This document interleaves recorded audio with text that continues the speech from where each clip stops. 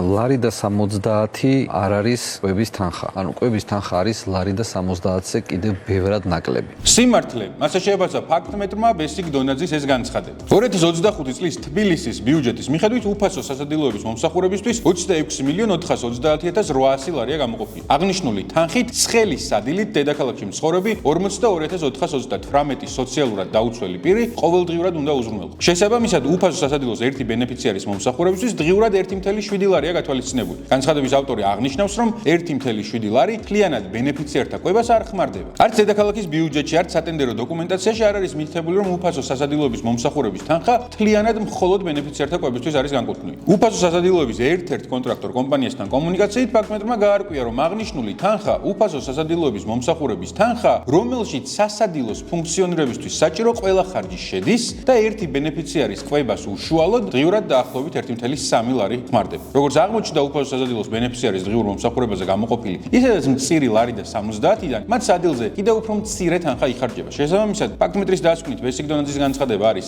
სიმართლე, უფრო მეტი დეტალი შეგიძლიათ იხილოთ ჩვენ სტატიაში, გამოიწერეთ ჩვენი არხი და დაელოდეთ სხვა გადამოწმებულ ფაქტებს.